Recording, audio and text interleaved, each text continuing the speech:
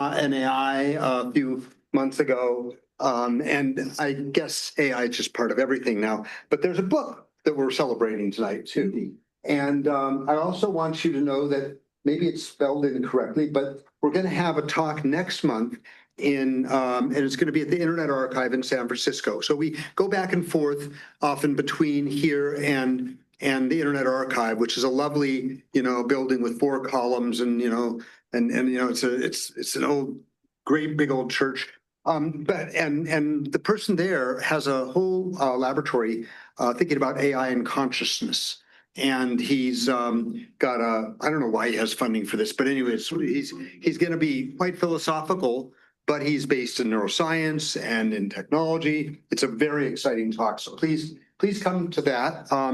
And then we have Birds of a Feather happen on various. Well, we have the 7 p.m. on the 4th Thursday of the month.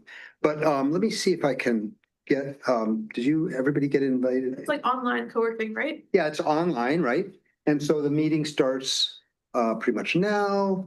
And I want you guys all to be. Oh, why is this not going forward? There it is. I see. So we are a local chapter of SIG-Chi, which is the biggest special interest group in ACM. And its conference happens in April in Barcelona this year. But ACM has 75,000 members. And anyway, we've been running this talk series since 1989. And it was at Park until Park. A very sad story about Park. I went to Park after they got constituted by SRI, and I asked them if we could, continue there, and they didn't know who Stu Card was. Stu Card spent 45 years at Park, wrote the first book on HCI, and is still alive. And so obviously they didn't. This was the person in charge of user interface for SRI. So I probably shouldn't mention that too loudly, except that obviously we aren't as interested in them and they aren't so interested in us anymore. Please join. We aren't very expensive, and of course we give everything out for free. So that means that we run lean, but we do. We've saved so much money not going to Park that we can afford light dinners for everybody. So please, everybody, eat up the rest of that stuff. There's extra people and extra food, I hope. And there's a newsletter that comes with all of this. And there's a bunch of us that try to make the thing run.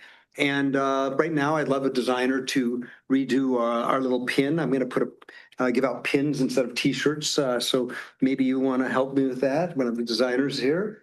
We are redoing the website, and we have somebody that's done a vibe coding job. But we'd really rather do a little fancier version if anybody's interested in that. We have over 200 videos of amazing people, everybody you can imagine, I bet you don't need, who knows who Greg Vanderheiden is? Well, he's responsible for all of the disabilities of work in Microsoft, Apple, Sun, and he for 40 years, that's what he worked on. He was one of the speakers, for example. But so we have videos from all sorts of interesting people like that. I would like to figure out a way to celebrate all of these videos so people go and watch them more. So anyway, enough of that crap. I want to get to what we're here for, which is these lovely people that are kind of leaning on each other a little bit over there. I guess they know each other pretty well. And so we want to say that this is a fascinating way that they introduce their next book, which is a continuation of their UX books, but they've kind of recognized that something has changed.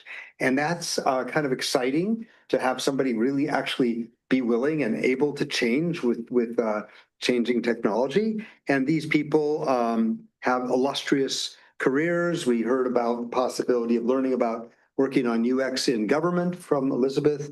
Mike, well, I don't know. He's a little more secretive about what he's been doing, but he's in an AI risk company. And I think you're probably one of the founders, aren't you? Yeah. Yes, it's a complex, ever fluid situation with the startup founding situation.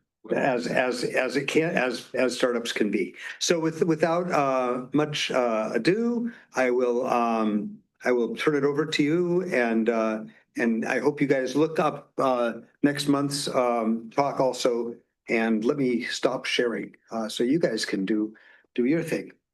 Okay. Is that working? Oh, right. There we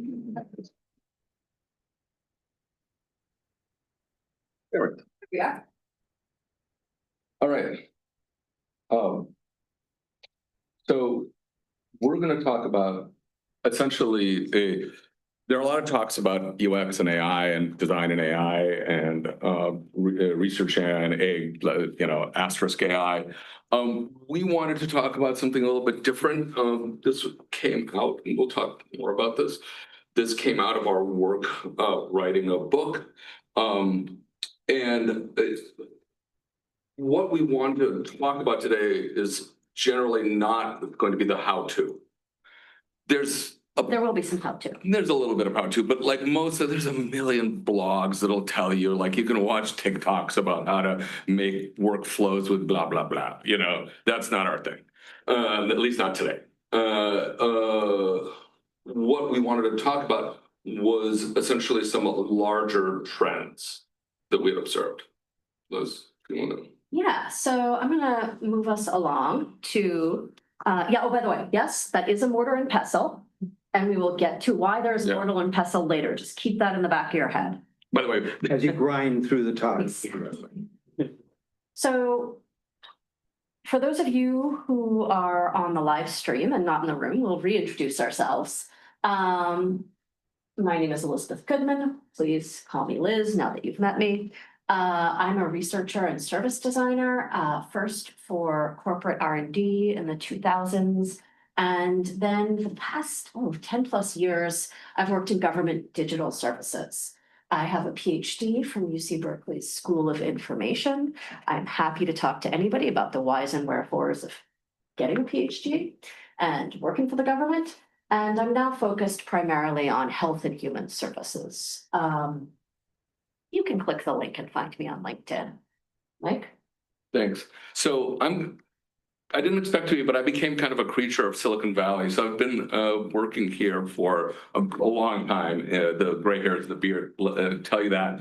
So I've worked essentially at the bleeding edge of kind of design and whatever the bleeding edge technology is. I spent a bunch of time in the web when that was new. Then I spent a whole bunch of time in what is now called the IoT, Internet of Things, or whatever, embedded systems, and when that was new. And then I've spent the last 10 years working in AI. I was the head of design at Xerox PARC for a while, and then I moved to running an R&D lab that was focused on cognitive science and on AI at Accenture. And then I did AI benchmarking for risk and safety. And now I have essentially now I'm down to one startup that is focused on AI native design tools. And we're married. You should know that. Probably. You've said that a few times. Yeah. But it's pretty important. Can you move to the next slide? Yes, of course. So two things. We're probably going to interrupt each other. This will be very conversational. And we're going to give you as far as we can, like the straight talk. So for example, why we wrote the same book 4 times, 3 editions, 4 rewrites. So to that end, let's talk about next slide. Okay. This was the first one. We're about to go to observing user experience. We're calling it 3-ish. It's technically speaking the 3rd edition. So, yeah, do you want to talk about how this book is a product of and documents kind of a different age in UX as a profession, and particularly research as a profession. And the first edition was 2003. Yeah. That was just Mike. Yeah. And I'm going to talk for you. Mike wanted to document kind of what he had learned on the job, right? User research was a relatively new title that you could have in a real company at that point. And I'm going to be honest and say that you kind of felt like you wanted to organize what you had learned into a digestible form for yourself. Yeah. And then share it with other people so that they could avoid learning by trial and error and the way you had. Yeah. And he wanted to kind of spare people that same pain of taking your undergrad research, your undergrad degree in computer science and turning it into a job. Second edition, 2012, was largely me. At that point, I was teaching for my PhD. I had had a job. I had had multiple jobs in UX research. I knew it was a job. I knew that I had students. I wanted to help them learn and grow. And I was really focused on how to update the book so that it did that thing. That's the slightly more colorful version. Then we intended to do the third version in 2019, and we thought it would come out in 2021. And we did not anticipate the pandemic. And we lost more than a year to parenting during the pandemic. And by the time we came out of that, it was late 2022, and we thought we were done with the update. So this is the third rewrite. We're feeling good. And At this point, it's 1,000 pages. It's 1,000 pages, by the way. Like, just so you know, we really wrote a lot. We really wrote a lot. There were a lot of changes to integrate. And then in November 2022, ChatGPT came out. And by the 2023, we realized that we needed to completely rewrite all 1,000 pages because everything had changed. And so we did it again, a fourth time, in order to accommodate what we now knew to be the best possible advice we could give. And now it's in the hands of publishers. Well, it's in the hands of our publisher, who is being, because this is being recorded, we love our publisher. Publisher. Who's Elsevier, and they're a wonderful, large organization, and we're hoping to hear when they're actually going to publish this very soon. This has given us time to really reflect on the process and what we went through and how the world is changing. So this is our 3 connected topics that we're going to go through today, which is essentially how AI works. Like, what is it doing to the day-to-day work of user research? And we're not going to go through the entire book, but we'll give you like a taste. Then we also want to talk about what we see as some of the background industry power dynamics that are changing what we do, what we did as a job. And really as a discipline. So it's kind of interconnected. We're going to split them into 3 parts, but I hope at the end we'll sort of bring it home as this kind of cycle, this interconnected world. What that means is essentially, but maybe back in the physical world is finally happening. Yeah. Okay. But it's changing how we work. And so Mike is going to take you through what we really think is like happening right now. Yeah. So one of the things we also, we're not going to get deep into, but one of the things we also discussed a lot when we were rewriting it for the 4th time was like, why are we writing a book at all? Like, what is the whole point? Like, are we just making training data for AI? Is anyone going to read it? Are students actually ever going to, like, students don't read things, they don't get signed things, if they don't get consumed, maybe it'll be read, and I'm like, what is the point? What we wanted to do is we wanted to actually, for ourselves and for people, we wanted to go through and talk about what it is that is changing and how it's changing. We interviewed a bunch of people. We interviewed, I can't remember, 20-some people about this, and tried to distill that into some things. I'm not going to talk about very much about the mechanics of how to use AI with user experience research. Like I said, there's plenty of content for that online, but let me kind of give you a high level of what's happening.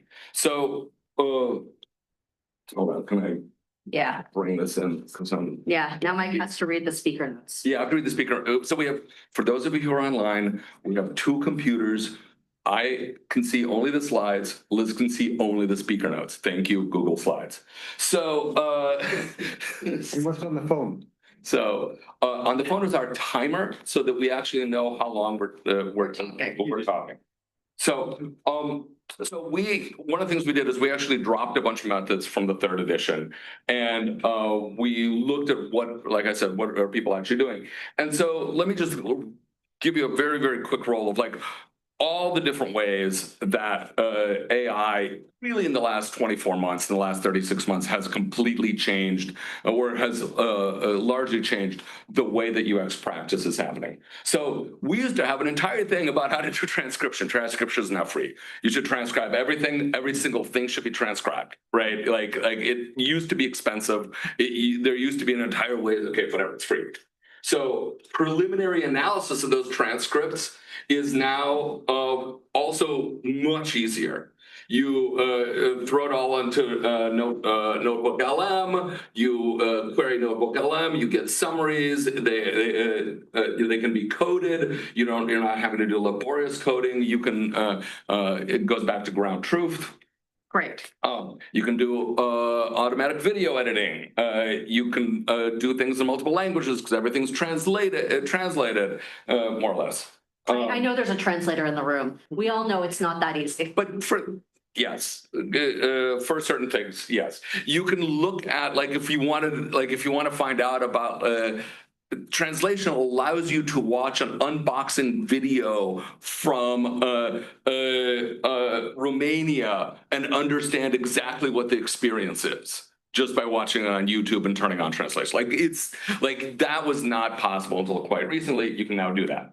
So AI can write pretty good discussion guides, at least first rounds. It can write pretty good protocols. It can give you okay first drafts of survey questions. Always review the survey questions, but it can give you that. All that stuff used to be really laborious. We had all this stuff in the and I think one of the most you can use AI to help yourselves debrief. You can have AI interview you. You can have AI ask your group questions. You can so that you articulate that in a way that you're not going to if you're just sitting around trying to come up with, okay, what is it that we learned? So all of this stuff is now great. And moreover, thanks to things like Lovable, you can now make prototypes of ideas super fast to test them with people, like things that are so much more interactive, so much more functional, so much so much higher fidelity in the user experience way than you were able to until it sounds like an ad for Figma Make here, but I watched someone use Figma Make to work on content architecture live and come up with multiple directions and a usability test to see what would play better with a massive corpus of documents that were pretty wonky. And it basically worked. I wouldn't go live with it, what we came out with, but that was totally great for eliciting really, really helpful feedback. Yeah. First drafts are easy now. First drafts of anything are easy. All right. So that's the great part. Let's just point out the other part. So AI has essentially made participant fraud hyperscale, right? So you used to I'm not going to wax nostalgic about ye olde days of the mid-2010s, and where you'd have to look at the pre-pandemic days, where you'd have to evaluate. Sorry, you were going to say something. I was going to point out that this is where remote research and automated research are kind of really come in to before as facilitators of fraud at a massive scale. Yep. Meeting people in person used to at least guarantee that there was a real person who had to do some work to meet you at a real cafe. And even if they were going to lie to you, at least they had to try. Yep. Now people can just run fake personas. They can show up as a human. Yep. Use ChatGPT to create fake answers. So you think you're talking on video to this is a real story in the book of a guy who thought that he was talking to a real investment broker in Malaysia. And it turned out that he doesn't know who he was talking to, but that was not an investment broker and they were not in Malaysia. Because what they were doing is they were reading off of another screen. They were reading chat. They were listening to the questions that the interviewer was asking, transcribing them into another screen with ChatGPT, having that answered as if they were an investment broker, and then reading those answers off onto the screen. Like I admire the ingenuity. that's hustle. Yeah. And For us as researchers, like that destroys the validity of our work. yeah. And so I'm sort of think of this, some of the methods as like zero trust Yep. identity checking. So just like there's zero trust security where you don't assume that a single check is going to keep your system secure. A lot of researchers we talked to really advocated for just continuously, like, is the person really in Malaysia? If they were in Malaysia, they would probably know what the weather is right now in Malaysia. So why don't you ask them what the weather's like? Yep. If they're really an investment broker, they should probably be concerned about recent fluctuations in the markets. Drop in a question. Are you worried right now? Stuff that is harder to fake. And that's what we mean about asking harder questions. Ted. So just in the newspapers, they is Smile, and they are making fake people to do the testing for. Yeah, we You're talk about gonna simulate. get to that. You're gonna get to Talk that. about We're getting simulate. there. Yeah. And then the other point, which is just good practice anyway, is actually adding friction. Yep. Don't pay people automatically. Oh. Obviously, do not pay them in Bitcoin, but don't pay people automatically. Add kind of air gaps between key steps so that it's harder for a bot to just click, click, click, click, click all the way through. Survey research is basically screwed unless you put in a bunch of Yes. other friction that makes it. Yes. It sounds like it's becoming more and more expensive to make this actual research. So why don't we go back to the old times in that sense, like with real people locally? You can absolutely do that. One of the things, so the question was like, why don't we go back to just working with people locally? Absolutely do that. We recommend video, like you schedule a Zoom call, right? You schedule a Zoom, and that makes it harder. The one great benefit of all of the AI and all of the tools since the pandemic has been that you can do work asynchronously, you can do work remotely, you can do work in a semi-automated way. And that greatly lowers the cost. So you have to do a cost benefit analysis of like what, but yes. Yes. Let's get on to Ted's excellent question. Okay, so I made this chart today, and so we Oh, yeah. we have We do have some. we have. So you can see it's a 2x2 grid, right? You now have this situation where we have both synthetic users and synthetic researchers, and both. So where is that useful? And so there are a bunch of useful things that you can do with this. So, for example, with synthetic users, you can pre-test a bunch of stuff, questions. You can evaluate where, like you can test edge cases and ask for personas that are really hard to recruit, and you can get some information from that you wouldn't be able to get by just actually finding people. You can preserve people's privacy when you want to talk about something that's really sensitive or really difficult. Like when it's always a cost benefit analysis. When it's really hard to recruit for that, this is a way to get something.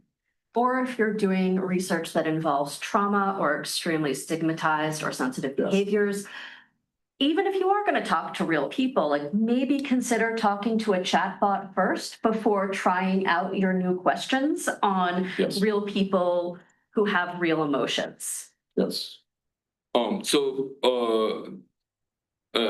The downside is that you're not gonna get any, like, one of the uses that we talk about, one of the uses for user research is internally in organizations to essentially further to further empathy for specific audiences. Simulated users aren't gonna bring you any empathy. Like the stakeholders that might have been swayed by an interview don't give a crap about ChatGPT users. You might be able to use it, but they won't. So also, they're still kind of sycophantic. They want to please you. They don't want to, like, you can tell them not to, but they still want to do that. All right, simulated researchers. So simulated researchers are essentially, basically you can have an AI run a interview for you. You can have it run a usability test for you. They ask real human beings, AIs ask the questions. This is a way for you to scale your capabilities so that it's not just you who have to do all the question asking. You can get something to ask a bunch of questions. You get a bunch of transcripts and videos. You can then analyze them the way that you would analyze it. Challenge with that, of course, is that you're not there to adapt. You're not there to interpret. You're not there to evaluate. But it's great. It can be really helpful. The last one is the simulated users with simulated researchers quadrant. There aren't that many things in this, but like Yuxia, how do you pronounce that? Yuxia. So they essentially do kind of simulated usability testing. You point your website at them, they will like do simulated user research, and then they will like simulated usability on it, and then they like do automated analysis of that simulated usability, and then they tell you some things about your product. Totally useful as a first cut, as with many things. I would not necessarily exactly bet the farm on them.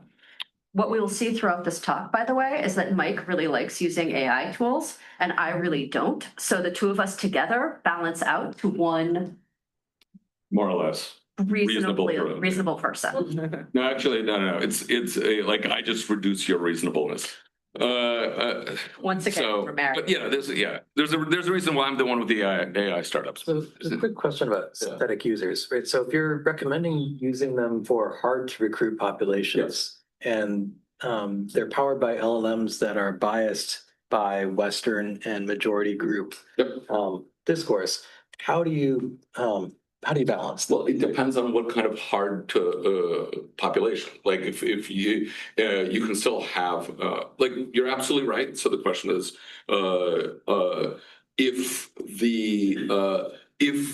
the simulated user is using a language model, or really now it's a frontier model that's going to be multimodal, that is Western, how do you avoid Western biases when doing and so I think you're right. You have to be careful about that. It's about, again, interpreting the results that you get, having somebody who actually can actually interpret, like someone who knows whether an answer is legitimate sounding, actually read the results and say, okay, the way that we are prompting this particular persona is not generating something that I would consider to be reasonable.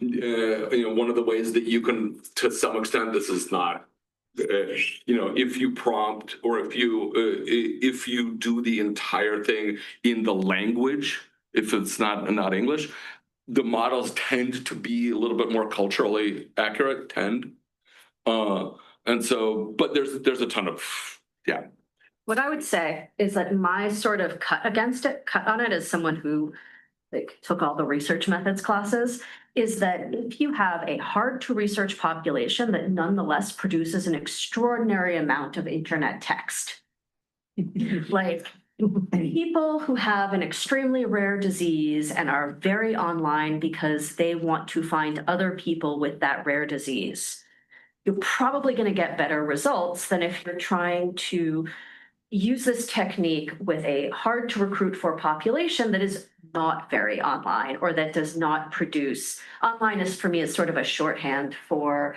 produces data that is typically brought into these corpuses. And so getting back to your point, like I think language communities are a really interesting case that I don't know how to deal with just yet, because clearly, for example, like there should be massive amounts of Chinese language content that should turn relatively hard to, what I think of as a hard to recruit for population, into something that is, oh God, what a terrible word to say, I'm sorry, like consumable or digested by these frontier models. However, am I culturally competent? Yeah. No.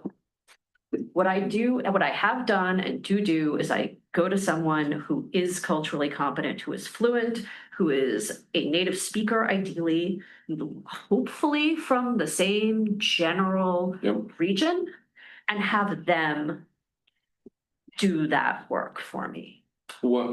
When I was making a benchmark with ML Commons, this is about a year ago, and I was making a benchmark for measuring AI risk, which involved essentially asking questions in a number of different languages to see if the models would produce something that was a violation of one of the different parameters.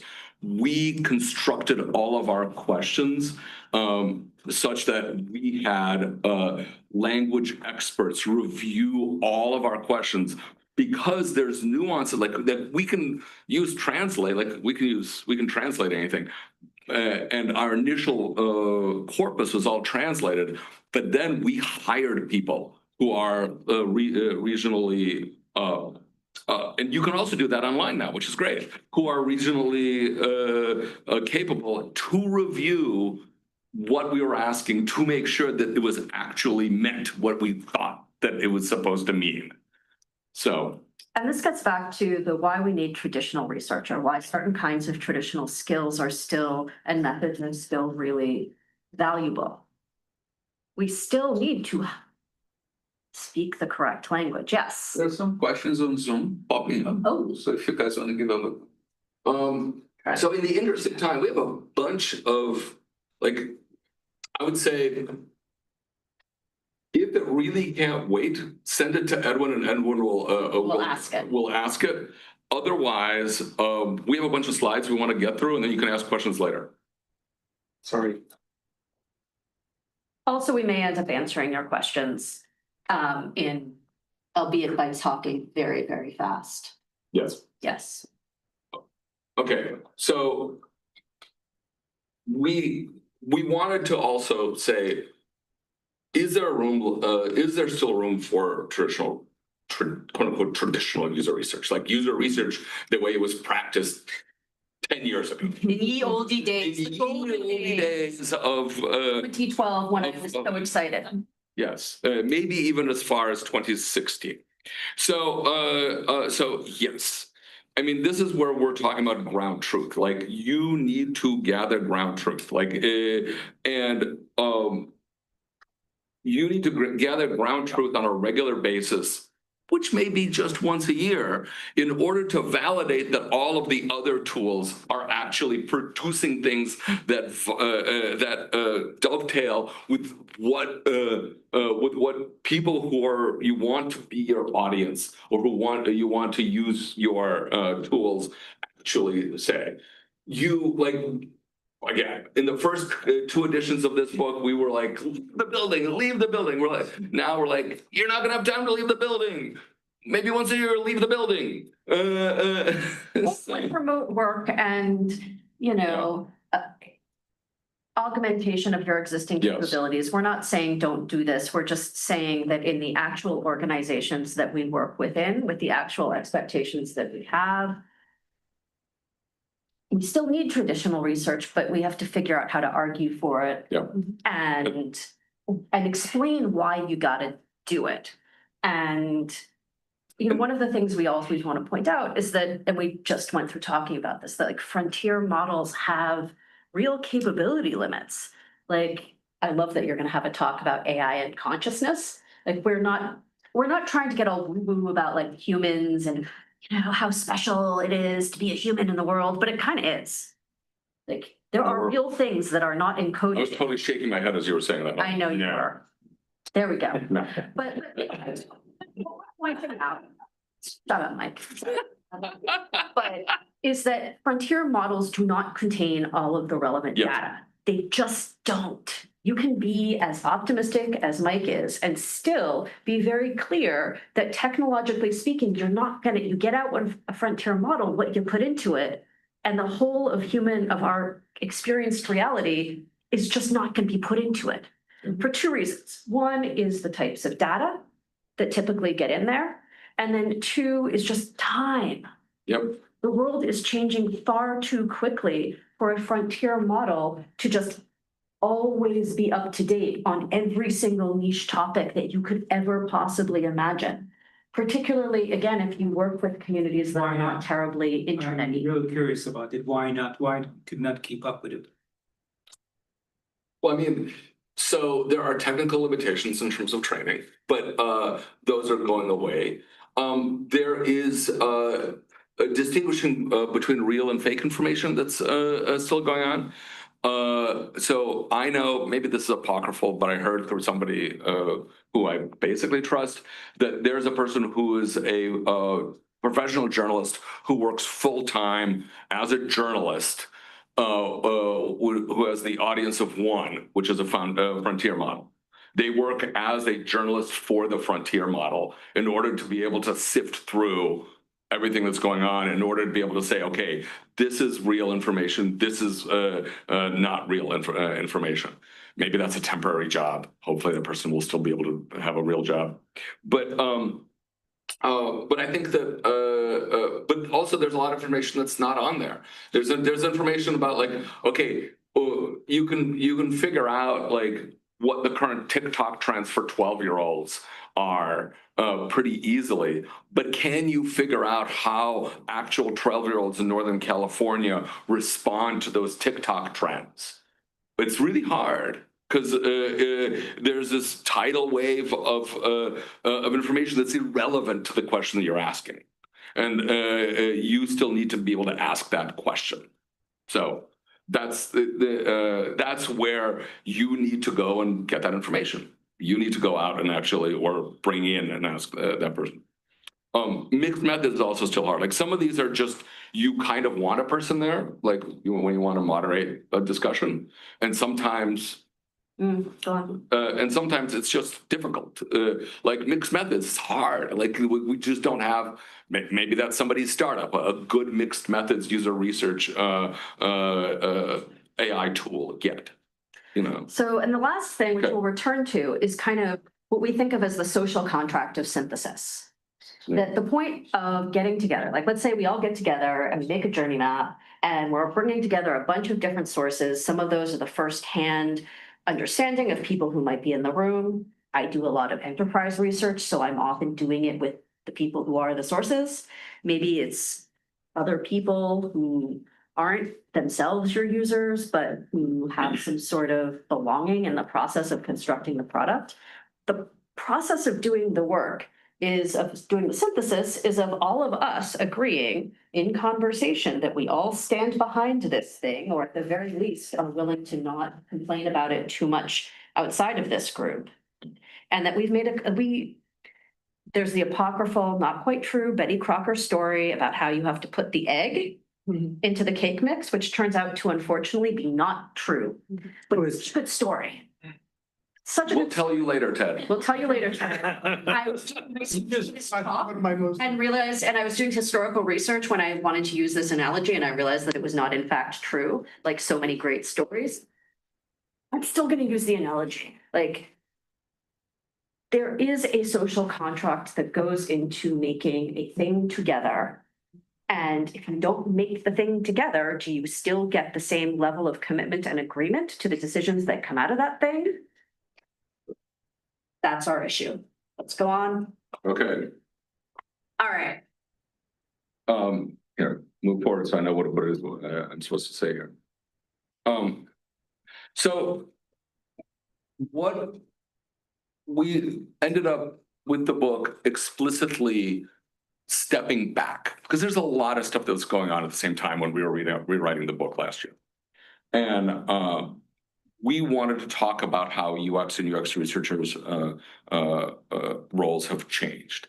And to do that, what we needed to do is we wanted to step back and say, okay, what is the role that UX researcher and UX researchers, and broadly speaking, a lot of different kinds of roles had in organizations. And in order for us to do that, we had to talk about power dynamics, specifically the power dynamics in organizations. And in order to,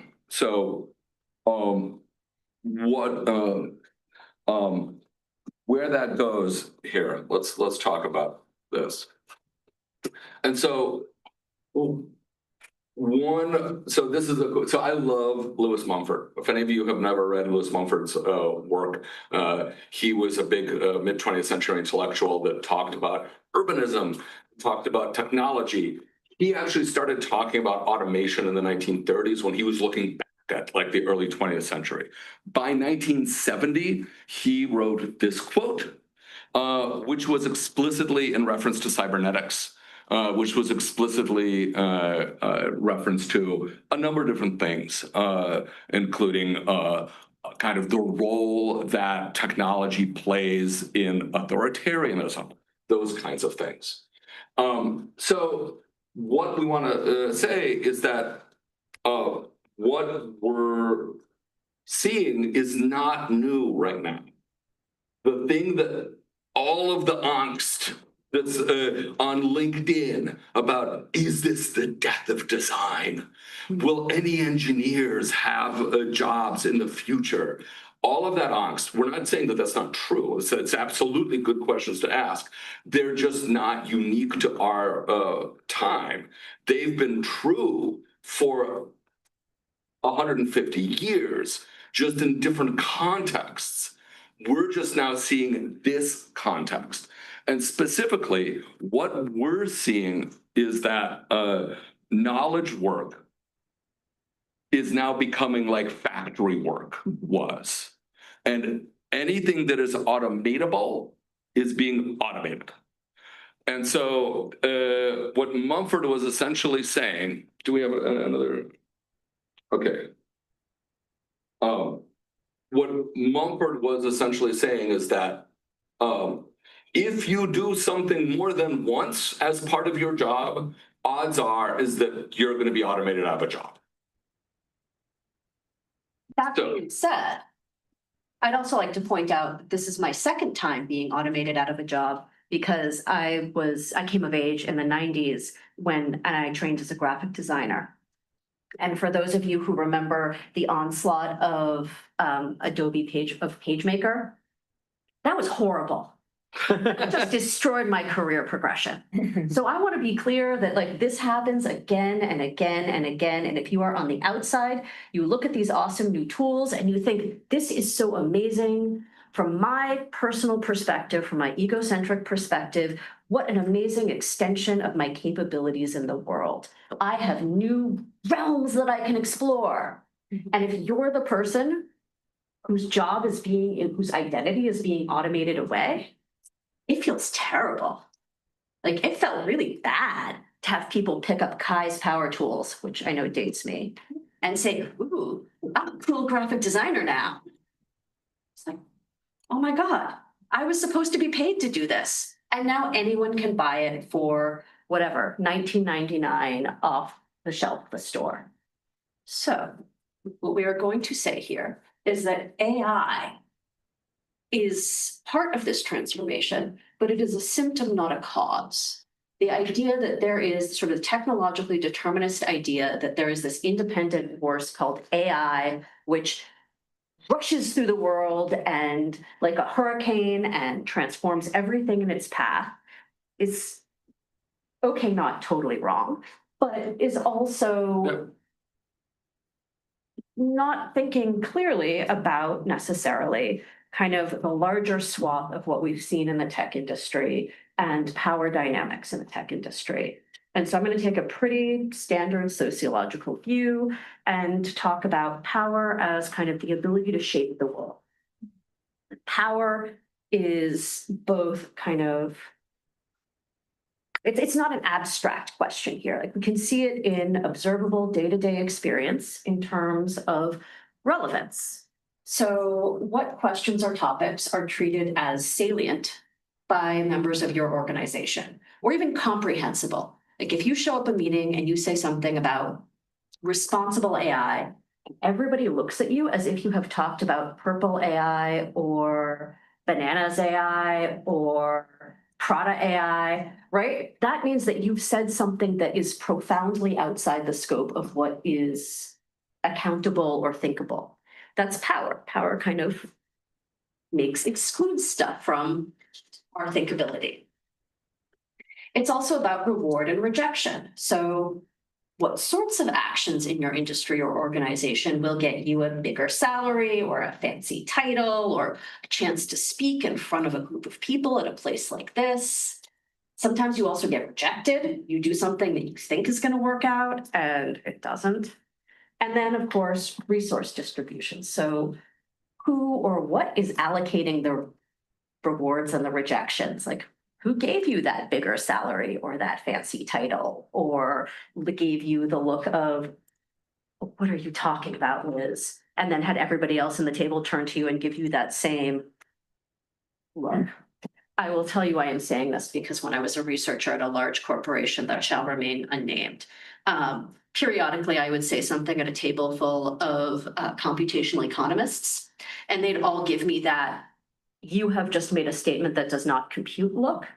And I realized that, again, like, I frankly didn't have that much power, and I had just made a statement that was just going to disappear from the record.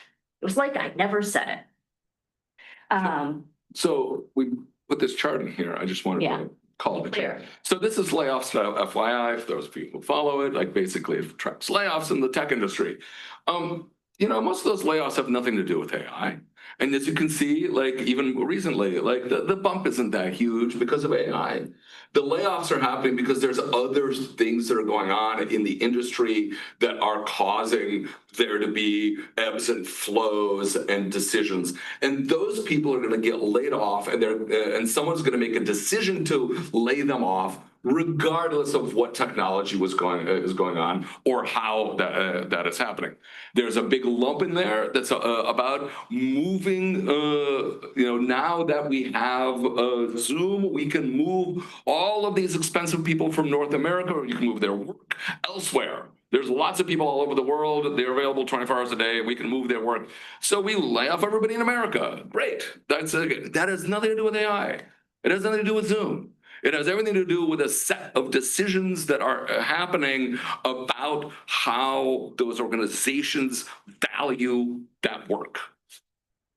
Yes. I'm sorry, I know you said no questions to the end, but do you think that AI is somewhat responsible for the lack of new jobs and actually the loss of jobs recently in America? Excellent question. I believe you have queued up our next slide. So basically, if you look at so is this my slide? Yeah, you can say Okay. it. Thanks. Our slide. Yeah, like we both kind of wrote parts of this. So if you look at historical automation versus current automation, you see a similar pattern. So historic automation, and like, I don't know if you're familiar with the 3D framework in robotics. So the 3D framework in robotics is that where do you use a robot? In work that is dirty or dangerous or dull. Like that's where automation gets used. Now we're seeing, this is our framework, what we're calling the 3E. Like, where do you see AI automation happening? It's where organizations feel that something is expensive or it's external. It's like not part of their culture, or that it is extraneous. It doesn't fit their what they need right now. Well, what kind of work is that in knowledge work? Well, it's perhaps the work that a person who does research, we call a researcher, does. Or a person who writes code, we call that person an engineer, what that person does. Or a person who makes the UI, we call that person an interaction designer, it does. So all of these things can be seen as extraneous or expensive. And so thus they are prime for automation. And so basically, like you can put a bunch of other stuff in here. You can put law in here. You can put, there's a I bunch. have my story about the 1990s. For a whole lot of people, Yeah. the work that was central to my vision of my life was expensive. You had to hire a special person and they cost money and it took time to work with them. And their tools were expensive. And their tools were expensive.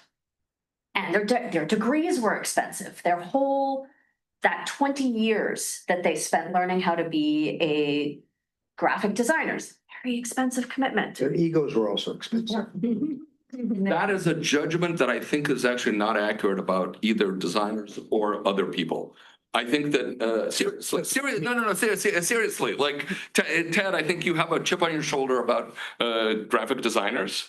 No, it's not a graphic designer. Everybody has an ego. Yes, everybody has an ego. Everybody has an ego. I will say that as like a 19-year-old, I didn't have that much of an ego. I was pretty clear where I was in the world, and it was like this big.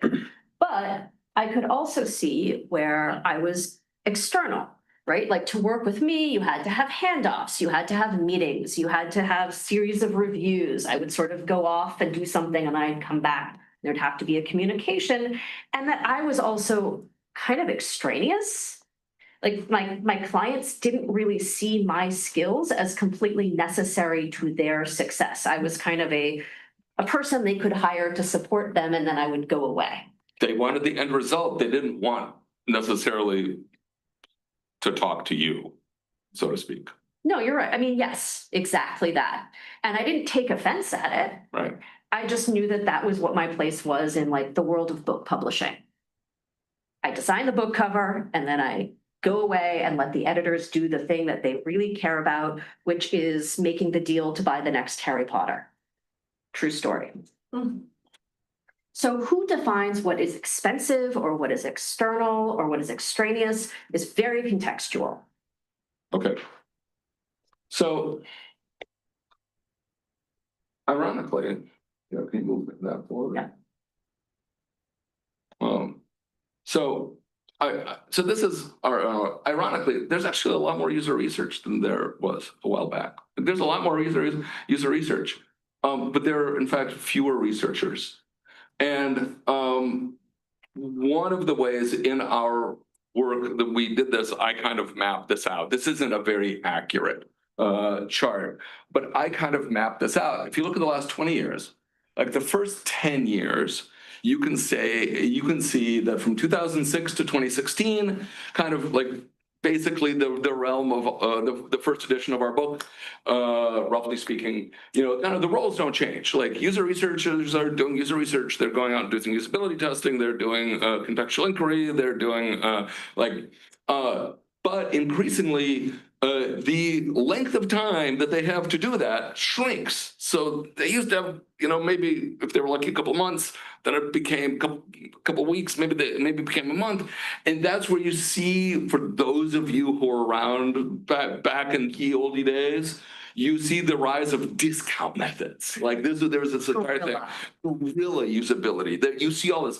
Where is that coming from? That's all coming from because of the pressure, the time pressure, because these organizations are essentially saying we want the same or more in a shorter amount of time because they want the end research at all. Right, because they want the end result. They don't want to talk to you about it. They want the end result.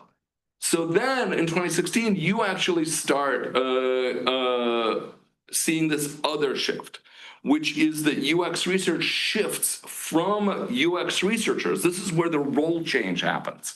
The role is now changing from user researchers to, and this is Liz's term. It's not my term, it's the industry term. I was shocked to discover that it was an actual industry term. It's people who do research. Why am I getting an echo? Yeah. Someone needs to mute. I did it. I muted. Okay, so people who do research. So who are people who do research? They're product managers, front-end developers, they're designers, customer success teams, like they're all doing research. But they want essentially to do the research faster and faster and faster. And so their windows for doing that are shrinking and shrinking. And as they're shrinking, the role of the researcher, like there is no longer, Dedicated researcher. the role of the dedicated researcher essentially starts to vanish. And it starts to vanish because the research is becoming embedded into the culture. On the one hand, that's a good thing. On the other hand, it means that that specific siloed set of competencies that have a title is going away and vanishing. Now, that same set of competencies is what is being automated through AI. So that same set of things is what's being automated through. So you know, I didn't want to continue the line any further because it'll get really sad. Yes. Well, let's move on to this. Keep going on with the sad part. Are there still careers in research? This is, we're going to try and answer this ourselves. It's also a question for you all. There's somebody hiring here, There's so somebody at who's least hiring. one career. Here, I'm actually Yes. hiring two, although I'd argue that I hire fewer and fewer researchers, or people who are exclusively researchers, and more people who are service designers Yep. or generalists. Yeah, exactly. Wait, Ted, you don't like service designers either? What counts as legitimate for you, Ted? So I actually back in the oldie days of about 2018, switched my professional affiliation on all of my business cards and LinkedIn and everywhere to service design. And that was for a bunch of reasons, but largely because I felt that as a researcher, I would have less and less power.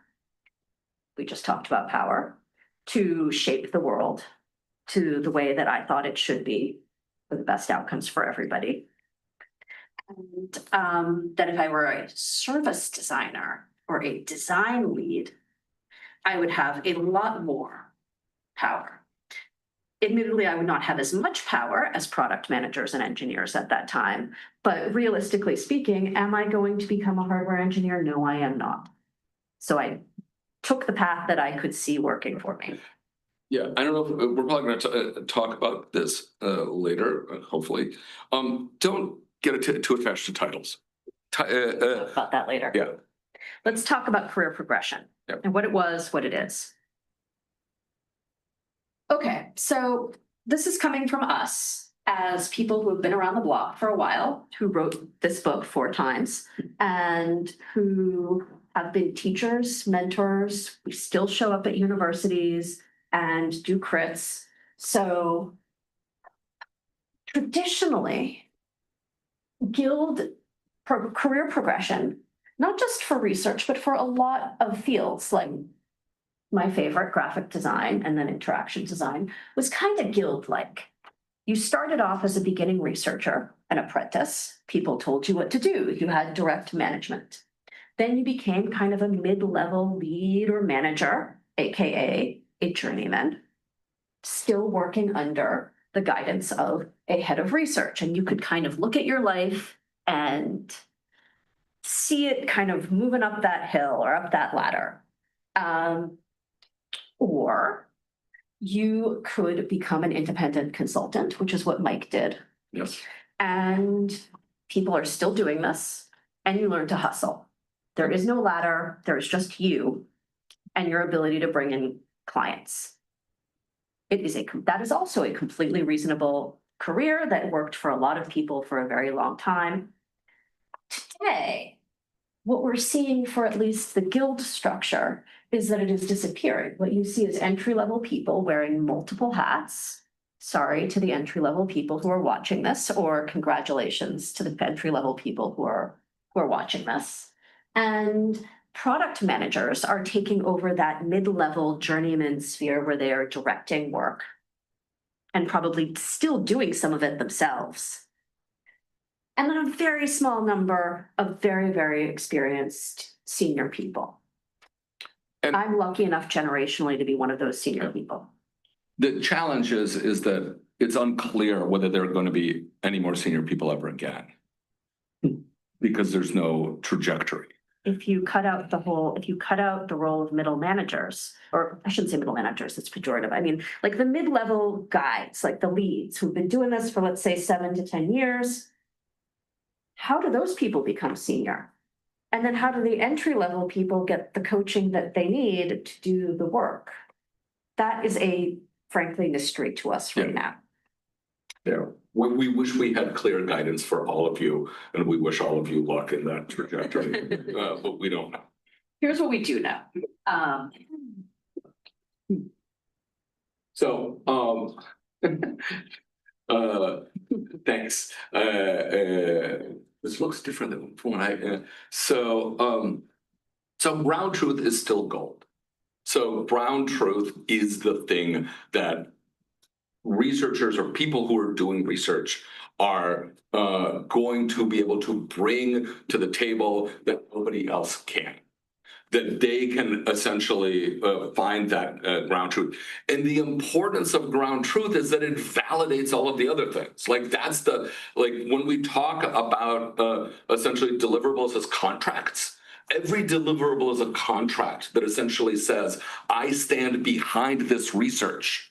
And thus, like the physical deliverable, do we have that anymore? Anyway, whatever. Our contract. Okay, yeah, exactly. So the physical deliverable is not nearly as important as the contractual relationship that it represents.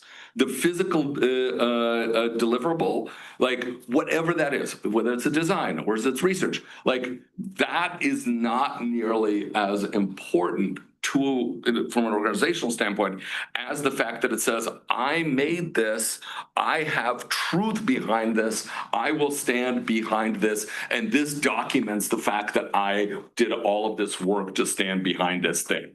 So an AI cannot do that by definition right now. If we decide that AIs are human, or at least have human standing, then maybe they can. But unfortunately, like right now, with all those AI tools that I showed you, the way that you fire one of them is you get a different AI tool. You don't teach it to do its job better. Like there isn't this and you can't say, hey, that was not what we'd agreed yet. We can't have that. My story about the AI, is this sort of the AI prototyping that was used in this usability test. In that case, sure, there's a deliverable in there. There was an actual information architecture articulated as a set of menus and a set of metadata tags that was made. Not very competently coded, but that's okay. We have actual people who will do that. What was important is that there was someone in the meeting who is a senior manager who could look at that content and look at the researcher and say, yeah, that's way better than the thing you came in here with. I like that. I can use that. I see how this is going to play out in my work.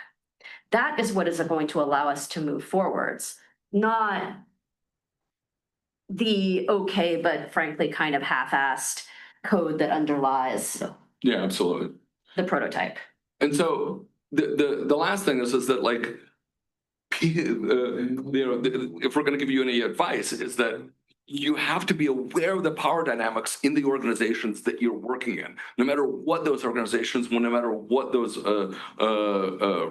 relationships are, because your job as a person in this system is to use your identity as someone who can stand behind the ground truth in order to be able to sell the idea, to be able to broadcast the idea, to be able to stand behind whatever is happening. And Coffee with the people to make the decision? Yes. The chatbot will not go out and have coffee with the person who needs to make the decision. So one of the concepts, and I'm not going to belabor this point, you'll be able to read the book. One of the concepts that I talk about is information velocity. So measure how fast the information that you have produced as a researcher is making its way through the organization, and try to maximize that. Your name doesn't necessarily even have to be attached to it. You just have to maximize the information. I learned this when I was working for a very large company that did everything in PowerPoint or slides, like every single thing. Like it didn't matter. Most of them were not delivered. They were actually explicitly designed to be fragmented, recombined, and reshared by other people within the organization. And the whole, like, essentially they were like a wiki that everybody, no matter what level of executive you were, could edit. And so what I realized is that in that organization, your best bet is that if a bunch of people steal your slide, like if a bunch of people steal your slide, you are getting information. Yeah. Like you are winning, regardless of whether your name is on it, because eventually your name will get attached to it. But the point is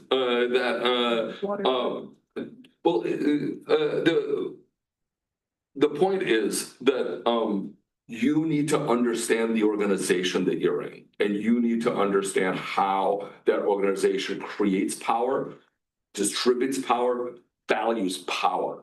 And you need to then look at what your role is. Like this is one of those things where, like, I can't emphasize enough, doing really great research is actually not what you're trying to do.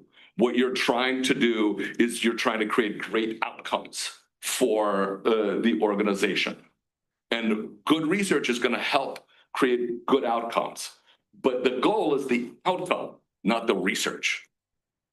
So, all right. With that, I think are we at the end? Yes, we are. Where Okay. do we go from That here? was an amen, actually. That was amen after what you just said. And we are ready to talk about this and look at. So there are a few things online. One was, person was just loving your concept of contract deliverable. Did you make that up, or is it something? Was it a slide deck somewhere else? Was it? Daniel Irwin, do you want to ask? Do you want to have him go live or? I'll say I think we made that up. We made it up, but I don't know. I mean, I have a PhD in social studies of technology, so I'm almost certain that I'm probably stealing a concept from some scholar somewhere and not attributing it properly. But we do have these models compare with other models, and that we do all the time, and it is one of the ways of triangulating. Yes, absolutely. And that the coffee is that also. Yes. Right. Yeah. Oh, totally. No, this is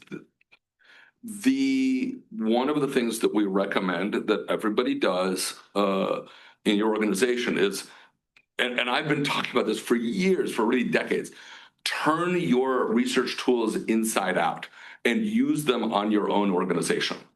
Look at what are the personas of the people who have power in your company. What is it that those personas value? How do they interact? What tools do they use? What are you do all of that work. Talk to the people. Talk to them about how they're doing it. What does success look like for them? What are the criteria for them that they need to know about this? Use all of your tools as someone who's looking out in the world. You can do surveys. We at Accenture, we actually did, I led an R&D lab. Well, I led an R&D lab. We were like the least impactful or Accenture part of Accenture. We did surveys. Like we would field surveys internally, completely internally. So you can do that. You have a question from Sujana. Do you want to speak, Sujana, or should I say what you said? Yeah, you can go ahead. Thank you so much for asking my question. Yeah, you were talking about synthetic users. Synthetic researchers. And I was curious, what's the difference between having a synthetic researcher and an unmoderated study, which is kind of what we're already doing with platforms like user testing, where we already ask these preset questions to our users. So how are you differentiating between a synthetic researcher and an unmoderated study? So I think that, I think that there's a spectrum of things. So, and the way that I would say is that those synthetic research tools, like unmoderated studies, have some amount of interactivity. Those synthetic tools, presumably, I'm just going to like say based on what I've heard them say, they have more flexibility. They can go in somewhat different directions. They can, and I think that's the main distinction. Does that sound right? Yeah, I think that's a really excellent question. I think as tools add features and functionality, kind of week by week, you might move to user testing, presenting a more kind of, I don't know, we will be your researcher. We will create a simulated researcher for you. Yes. I think my sort of dividing line is that if there is a human who is essentially running the whole thing and the unmoderated platform is kind of following a fairly tight script that human has created, or at least Directed. Give examples, yeah. it's probably more augmented and less a replacement. There was a question right over there. Yes, you mentioned that there would not be so many senior researchers anymore, and the ownership of the research was essentially come to the early career ones. What do you think that does to the validity of the research? Because I mean, I've just suppose entered the field and I don't really know how to do well, and now I am in charge, and the responsibility is on me. How do you think? Congratulations on both entering the field and being in charge. So that's great. I don't know, like That's actually a very traditional path to take. Mike and I were talking about historically what happened is that people would join a startup, like a researcher would join a startup. They would be the first researcher. Maybe they are sort of the first all-purpose everything. And if the company grew, that person would grow with the company. And I think that's a very different setup. I don't know what company you work for, but it's a very different setup from joining like a mid-size or like a giant company and finding out that you're really trying to navigate this very complicated organizational structure, represent your work to people who you've maybe never met before, and you're trying to work it out. Yeah. I mean, that's honestly, I've been in this long enough that that's how I started. Like the field didn't. I did too. Yeah, the field didn't exist when I was starting. So we were making it up as we were going along. That's why I wrote the first edition of the book. And I was like, all right. So true story. When we were first dating, when Mike and I are married, we were first dating. I had my first job right out of a master's program in design. I was not a totally expert researcher, and I needed to do a bunch of methods that I had no idea how to do. You were like a couple of years ahead of me. The book had just come out, and you were very embarrassed. You were like, well, here, you can have my book. So it seems a little egotistical, but here's a book you can read. And I was like, great. And I followed the instructions for doing focus groups, and it worked. And Much to my surprise. those are good instructions. Those instructions have lasted for effectively the 3 editions now, because they really, to a certain extent, and I think this is what we get to with the methods, is that the hard part, like the methods you can learn how to do. It's like one of our ideas about this edition was that it would be like how to cook everything, or the joy of cooking, where, we all find ourselves in this position where like somebody asks us a question and I'm like, I mean, even now I'm like, I don't know. Like, I don't know how to do this, to answer this particular question. I've never done this method before. I'll work it out. What's hard, and what I continue honestly to find very difficult, is the organizational politics. Yeah. So there's a question about cultural stuff. Indy Young, do you want to? Indy, my former business partner, hello. We started a company together called Adaptive Path 25 years ago. Hello. Hi. You know all of these things, Indy. Okay, yes. What's your question? Well, what is my question? What did it say? Audiences that are Western privileged, including CEOs, board members, and specialized doctors. Oh, yeah. That's a classic one. So Indy, you're asking about the sort of the other side of the hard to reach. Right. Yeah. Yeah, the other side of the hard to reach, because hard to reach is at different levels, right? Yeah. Well, so I guess my question to you is, do you want, so that's, I'm wondering the classic recruiting question, right? You know, how do you recruit people who, for whom money is not an incentive, right? Like there's no amount of money you can pay a CEO to get an hour of their time to look at your thing, for the most part. Like, you're not gonna get 10 of them, back to back for sure. But I guess the other question is, so Indy, like when you're doing that, are you, yeah, give me more context about that, because that is a classically hard problem. And AI can help with that because it can simulate a little bit of that, but what are you thinking? I didn't really mean it as a question, but I have done it, and it of course depends on reaching out to your networks to reach out to their networks, and finding and negotiating with each individual what would be valuable to them in exchange. Most of the time, people want to know what the results of the research are, so we ask if we can give them that. But I do think that's actually, you've pointed to a really important point to me about simulated users, Right. which is the notion of frontier models that are built on stereotypes. Like the likelihood that a frontier model will really have deep insight into the rich inner life of Bill Gates is, I mean, it's possible, but there are so many more fictional portrayals. There's of really, let's say, high net worth people or very busy people. There's so much more fantasy. So when you ask a frontier model, my question is, are you getting the cultural imaginary of what we as a society think that person wants and dreams and fears? Or, well, actually, no, I'm not even gonna say that. I think that's what you're getting. Yeah, I think that's what you're getting for sure. And what I'm after, as you all know, is cognition, which you're not going to see in the frontier models because it just doesn't exist in the data so much. Yeah. It depends on how you define cognition. Like, yeah. Sorry. Yeah. Smack down. No. Like, but we have 20 people in the room, and I want to make sure some others get to ask questions. Sorry, yes. Hi, Andy. Bye.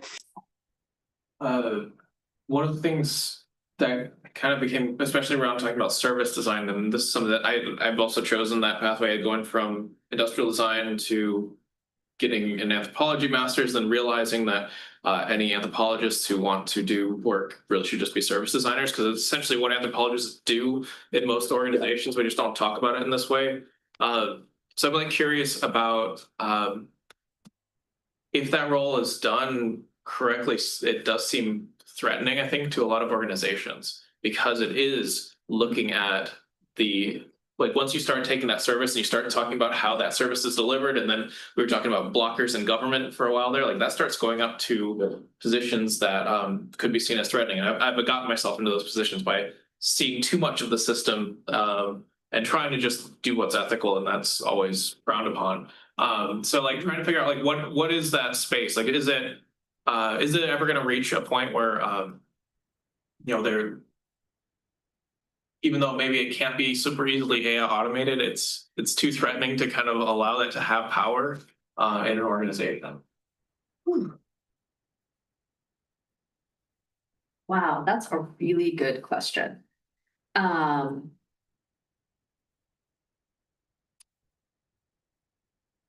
I think that, to be honest, most of what we do will not have power.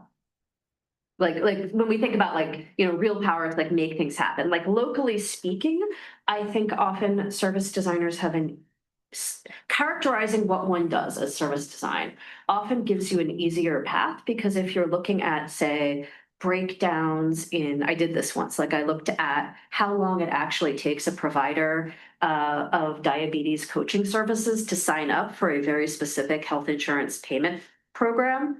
And you can go to the various actors in that and say, hey, look, nobody is getting what they want out of this, right? Like we've looked at the data and there's like a lost 3 months in there where people have signed up, you know, providers have signed up, they're not getting paid. nobody is getting what they want out of that situation. Let's get together and figure out how to cut that 3 months down to something something shorter. That was sort of how I worked through it, is from a service design perspective. I stopped calling myself in some ways a user researcher because focusing solely on the user experience did not actually help me figure out the points of leverage where people who were not users, actors who were not users, were also not getting what they wanted out of specific transactions or services. If all I did was talk to users, it's like government research. If all I do, if I work for the government, is talk to the public, I'll understand what they see as the problem is, but I'll never actually understand what the internal solutions are that need to be put into place to make their service better, because I won't understand the bureaucratic mechanisms that screwed it up in the first place. And so you have to talk to both parties and think about surfacing what matters to both of them. So outcomes, not deliverables again. So that's and positioning it. And if you find yourself, and I'll just say this, if you find yourself in a situation where you feel that the organization cannot do something ethical, you should not be in that organization. I have found myself there several times. Nancy had a question over here. Yeah. I was surprised that, and maybe you said this before I got in the room, I was surprised not to hear anything about embodiment and the gap AI has with human bodies, right? So I actually studied embodied cognition and worked with robots and embodiment before when doing research. I think that to some extent, from the perspective of kind of the corporate research and the interaction, the screen-based interactions that most corporate researchers care about, they're not really that embodied. They care about things that are actions on a screen. They don't necessarily already have in their models very much about the body that's behind that. They should. So Yeah. Maybe they should, but that's not the question that we're asking here. It's a good question. I mean, Yeah. No, I think, for example, if you're talking about electric cars or self-parking vehicles, Exactly. Of all course, those that's things. of course. Vending machines, anything. Right. yes, Right. you get The interaction design around hardware as well as software.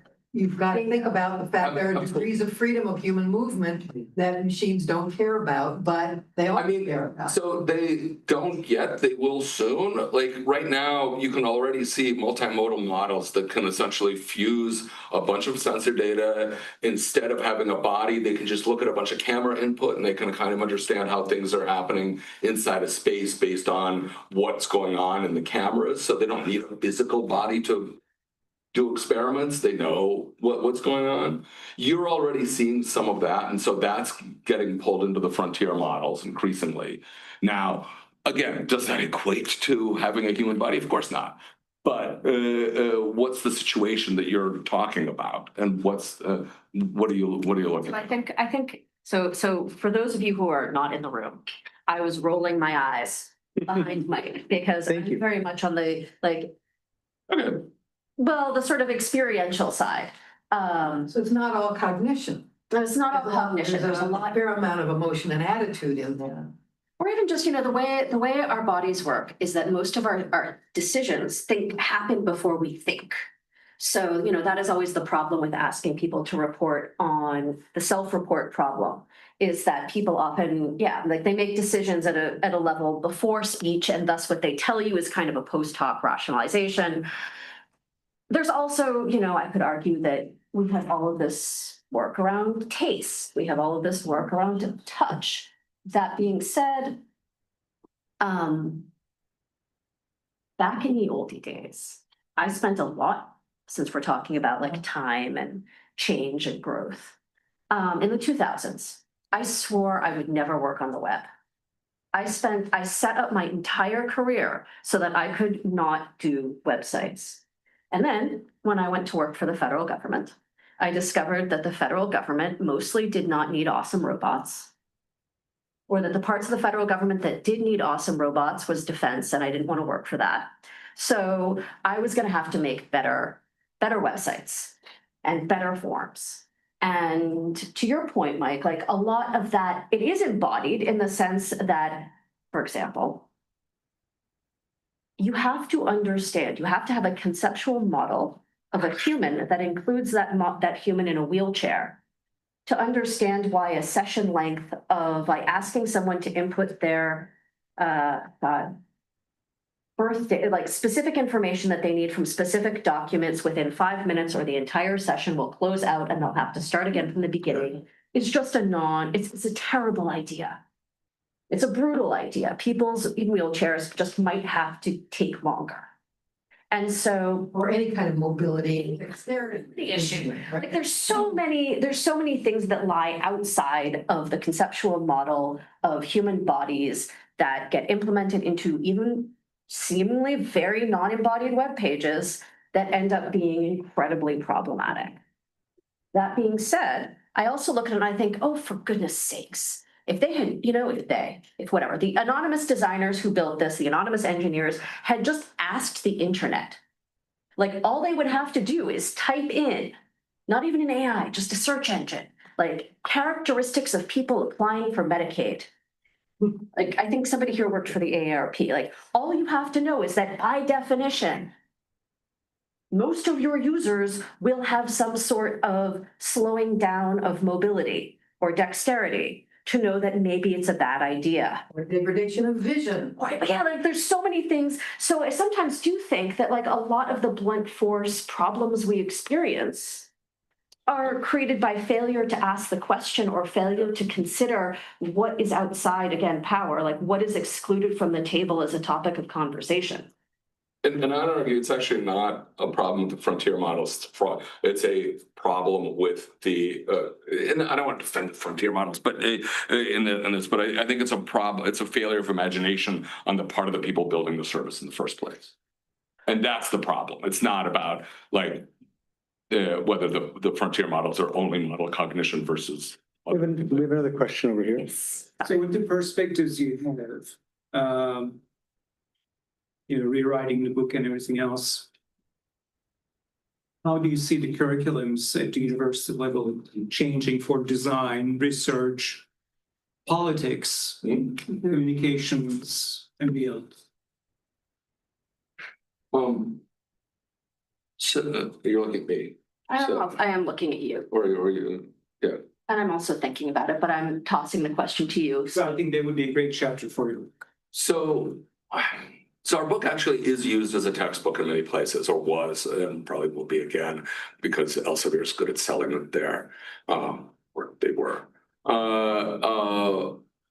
So we have thought about it. We have we occasionally work with Stanford, Berkeley on things also. I think it's hard to talk about because also when you're designing a curriculum, when you're trying to, you have to design it for the people who exist right now, and they have a very different perspective on a lot of this than we might. And so, You mean the students? The students, exactly. And so the students have, in many ways, essentially already an intuitive understanding of both what the things are, what's possible, and what the limitations are, because they have spent a lot of time using this. What does that mean for what we teach them? I think we teach them to hustle. But you know what? They know it already. And so we don't need to teach them that. What we need to do is to essentially say, hey, and this is why there's one of the new chapters here is an entire chapter on organizational power. And that's why we put it there, is because that was a thing that was not talked about, but was incredibly important for people who were entering the workplace. And we were like, let's surface that. Let's make that super explicit. We have another question? I'm making sure that people get listened to. Yeah. And then I'm gonna ask my question too, but yeah. Wrestling is, to me at least, of course, they could be tough. It's more of a personality trait as well. Some people, I mean, I work with quite a few students and they just refuse to do that. Well, interesting. Can you say a bit more? They think that they have no chance. Yeah. Yeah. So I think that's, honestly, I think we're in the middle of a transition. And so I think that there isn't a clear path in so many ways. And, for students right now, if you're 20 years old, so many things have changed since you were 10 years old. That, since the first Trump administration, that the world seems entirely unstable. But I also think that those people find islands of stability, and they just aren't the ones that we had. And so they need to have tools and essentially be told that they have permission to use them to find those islands. And I know that's very vague. Well, so actually, I'm sorry, I want to answer this and then we can go on, because I have a slightly different take. When we wrote, I think, either the second or third edition, I was really angry because I felt like there were a lot of UX research books that were essentially setting students up for failure in the workplace, that they were teaching a kind of canonical golden method of design, of human-centeredness, that was not achievable realistically in the organizations that they would enter. And that it is always good to teach best practices. You always want to teach best practices. Yes. But one of the things we tried very hard to do in this edition, in the last edition, but even more so in this edition, is to try and say, look, we understand that you're going to have to adapt this on the fly.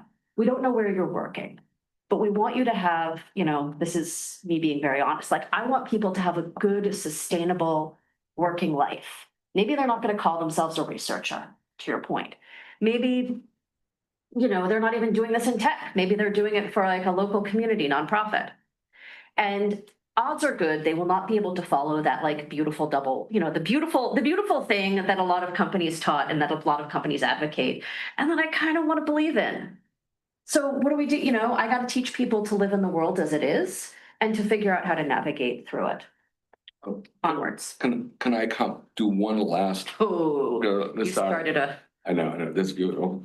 So American design education has, at least in my experience, has a fault that it tried to teach, design is research, and it tried to teach these roles as savior roles. Like you're gonna come in and you're going to save the world through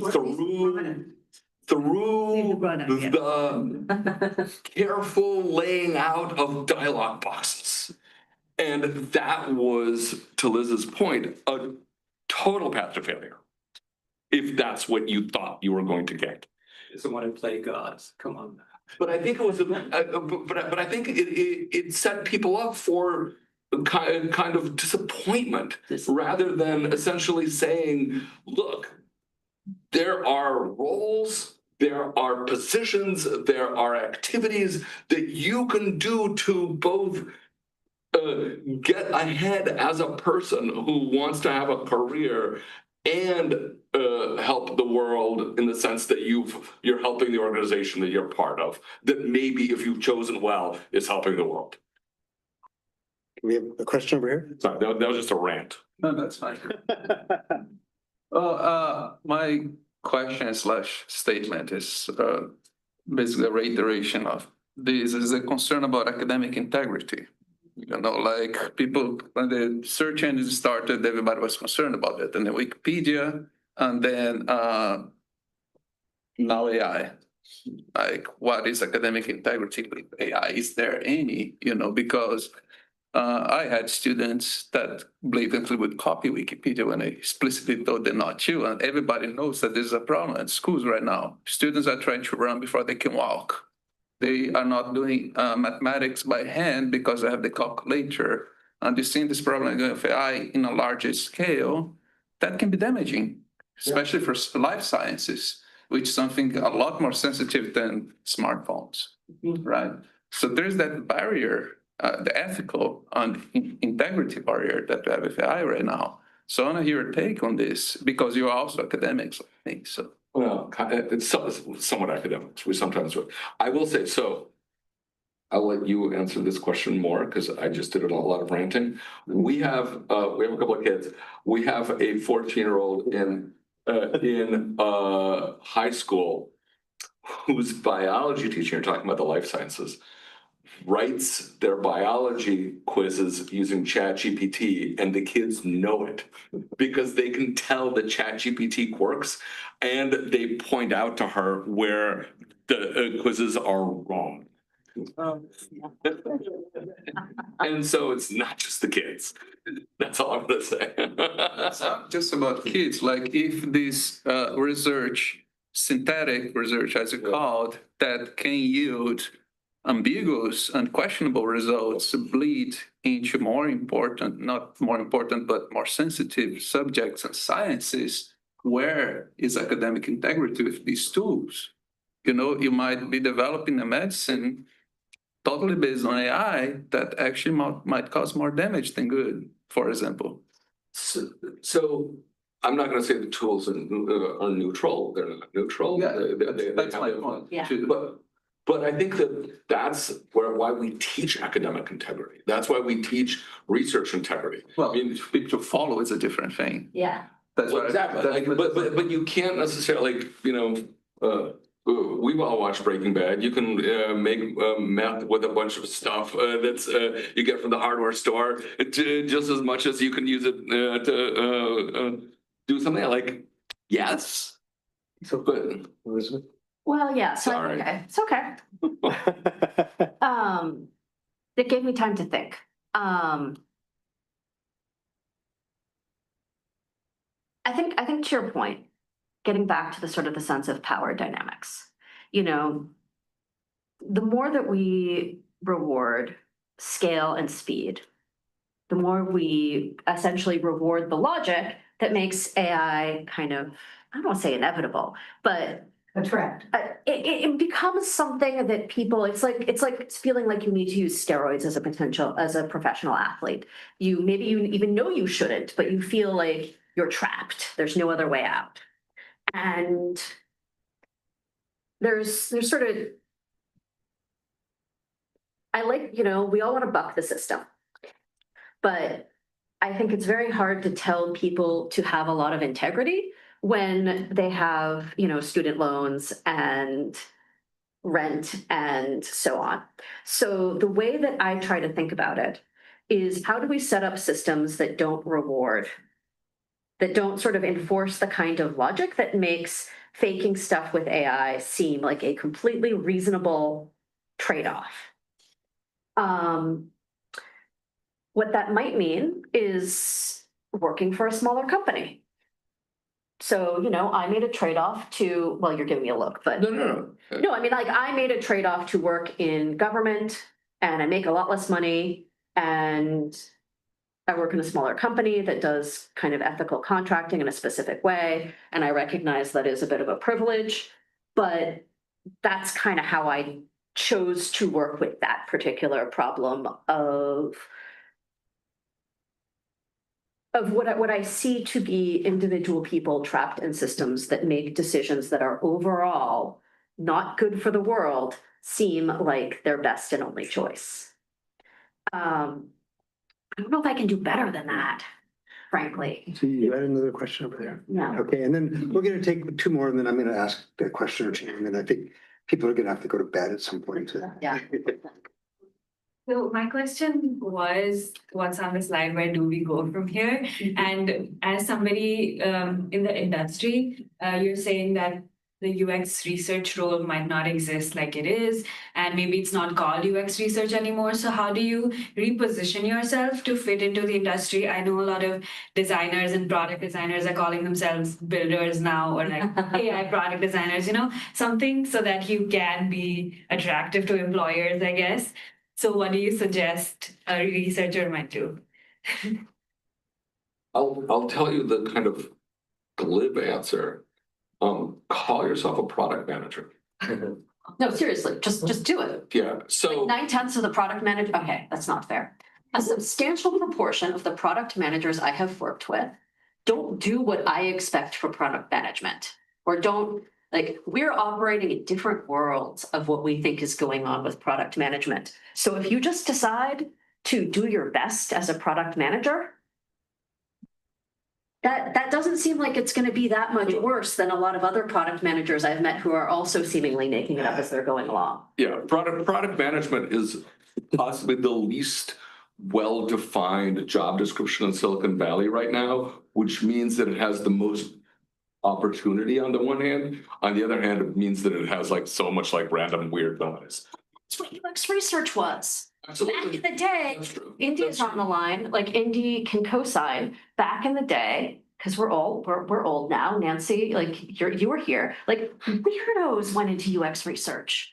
It was not a sure path towards having a great life. Wait, you're looking at me? Yeah, I am actually. So we had a question over here. Well, less of a question and more of a point to what you guys were talking about earlier in education. And me recently graduating last year, I have a little bit of, stuff to say about that. And my professors at Arizona State University, they are starting to talk about the fact that it's not this perfect thing you learn in fundamentals, and it's not going to look exactly like that. And in fact, one of the great books that I was suggested to read was the User Experience Team of One, a research design survival guide, because it specifically talks about how it's not like that. And yeah, so I just wanted to say it's starting to come around, but then it's also coming around as soon as it's changing again. So it's It like, actually reminded me of something that I think is a skill that lasts, and maybe people will kind of nod along or maybe they'll shake their heads. But one of the things that I think is so embarrassing and damaging about people who only write using AI is that it's not very good writing often, and that the foundation of remote work is good writing. Like, I will fight to the death for the fact that people who write bad pull request documentation are like deserve to go to hell. People who write bad PRDs are the doom of good product development. And by bad, I mean vague, I mean generic, I mean incomprehensible, I mean too long. Like there's a whole, and so I look at them and I'm like, man, nobody ever taught you how to write. I am so sorry. Or maybe you wrote this with AI and you didn't realize. I see a content designer looking at me like, you wrote this with AI and you didn't realize that it is not doing the job. Okay, like this is not good. I cannot work with people in a remote team who can't write a comprehensible Slack message. Her entire team is remote. My entire team is remote. Like, And has been for 7 years. things like speaking comprehensively off the cuff if somebody asks you a hard question in a live meeting, or writing a reasonable ticket that you'd think are not things that unfortunately we teach in computer science classes a lot of the time, and they really should be. Yeah. They should be things that we learn in basic, like, I don't know, Intro to Professional Writing 101. if that were a class. If that were a class. So there's a incredible breadth of things you've talked about this evening. Yes. I'm very tempted to tell you that the difference between the dull of the robotics of 10 years ago and now is cars don't break anymore. And the best surgeons are now using Da Vinci. They weren't 5 years ago, right? So that has changed, and that probably will change also in the knowledge area, unfortunately. And that is that right now I mean, I know some professional writers that are, let's say, something like a quarter of US News and World Report's articles are now written with support of AI. Yeah. So it's a little weird time, but I really enjoyed your whole. This is the first. I mean, Jim Spore worked for me. Okay, so it's the first time I've really heard people talking about service design in a way that I kind of was buying into in a wonderful way and enjoying, and I want to, really excited about it. And I think that in some ways that's a more exciting story than the product manager, because it's about scenario, it's about the thing you keep talking about, the impact at the end. And I think that product manager, I've seen a lot of people just follow managing Slack messages. Oh, yeah. So I want to just tell a little story and have your response to it. And then you guys have the last word, obviously, but I had a class few weeks ago with 14 to 17-year-olds. And I started off, as I typically do, saying, we're going to learn about what our idea is. How do you know you have one? What do you do to have one? What do you do to demonstrate it? And what do you do to present it? And by the end of 10 days, they had all made lots of things. And they had tested them. They blindfolded themselves for the blind ones. They'd taken them home and shown them to people. And these are kids. And their idea of where their careers were going and where their life was going was like, they're like on rocket ships. They had no worries about their being valid and their stuff that they were going to do being exciting. They were making extra things at night, and so on. So I think that there is new ways of exploring that we have now. And that I made a usability lab at IBM decades ago where I refused to put in a double silver mirror because I wanted all my engineers to be usability engineers. And I made them all learn those skills. And by putting it in one person, you end up understanding things like a service designer would view it from all these perspectives. And I think that's kind of what I'm dreaming is what you were talking about when you're talking about coming to a world where you're a service designer, not a usability researcher. Thank you. I don't know. I just made that up. Yeah, I think it's not up to us. It's up to where things are going to go, and things don't necessarily go in the directions that we want them to. And I think that's. I agree. I think service design as a holistic synthetic in this form in the term of synthesis activity is incredibly valuable. But I'm not sure if it has the impact in organizations that we would like. Let's be real. Yeah. So actually, what I would say, if I were talking to people, is go where you're wanted. Yeah. If the tech industry doesn't want you, make oil. Screw them. Just to be real, there are good lives outside of Silicon Valley. There are dreams you can have. Real estate license, real estate selling. I don't money by selling expensive houses. The federal government, people gave me you have made an incomprehensible statement, Liz. And they said, but what about, all of those emerging technologies you wanted to work with? What about, interactive environments? And I was like, well, I like them. I still want to talk about them, but there was other important stuff that I needed to do. And I've made a really good, interesting, meaningful, intellectually challenging life for myself that does not involve me working for companies that are in Silicon Valley. And maybe or having to justify your work within this is there's a lot of yes, this is the glib thing again. The company is really does evil stuff, but at least I'm on the trust and safety team. Yeah, exactly. I'm on the trust and safety team. Exactly. Perspectives, right? You have Mike, who has stayed very much within kind of the world of the tech industry in many ways. And I'm obviously not going to gainsay it. We're married and I think it works for you. And then you're me, who basically kind of noped right out and found a different path where I felt like the way that I wanted to work and the things that I wanted to do to the point of power were more rewarded. And part of that is because much of our government is using 2000s technology to solve 1990s problems. And a lot of the systems that I work on are excruciatingly old. And a lot of my wins are really super minor, like changing an error message. But that's the trade-off I opted to make, I guess is what I'm saying. And getting back to the whole talking to students, I'm all right, go where you can do the work that you think is going to do, and you're going to get paid a reasonable, livable salary.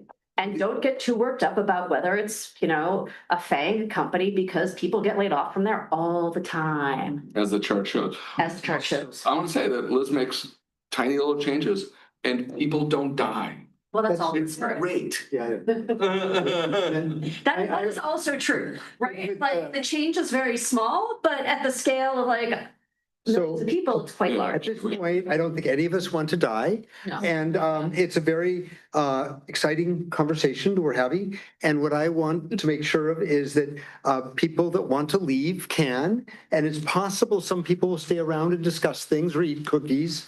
And thank you so much. And I hope everybody joins us for some consciousness next month. This is 100% the best follow-on I could think of to this conversation about AI and embodiment and research. So thank you, everybody. And that concludes our program for.